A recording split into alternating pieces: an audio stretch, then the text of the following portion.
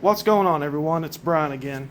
Today, in the bodywork series on my father's truck, I'm going to be giving you a really quick rundown on final sanding.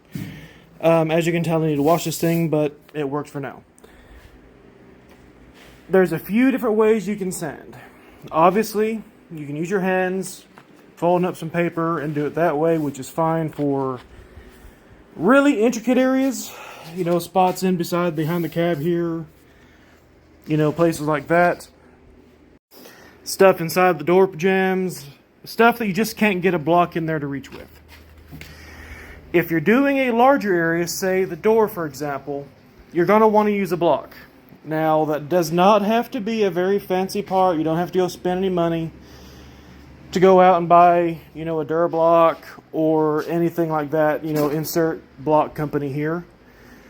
Something I've done a lot, and that works actually really well for sanding primer, is take 2 paint sticks. Okay.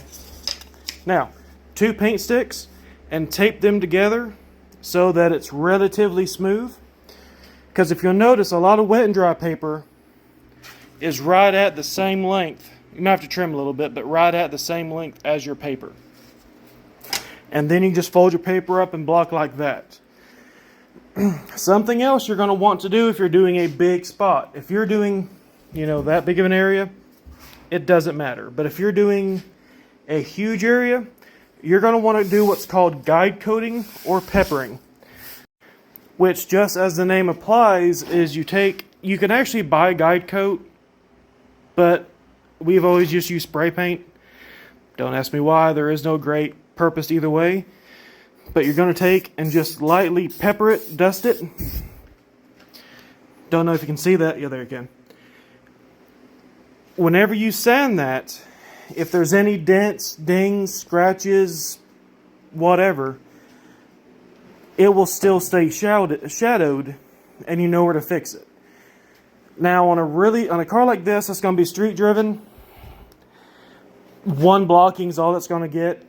It's going to be hit with dings and pebbles and rocks, and it's also a newer vehicle, so the bodywork's just not bad. On something that you're wanting to make a show car like the 59 outside there, whenever I get around to finishing it, it's probably going to be blocked and primered probably 5 or 6 times with filling primer and everything else. Hold on for part 2. I'll be back in a little bit.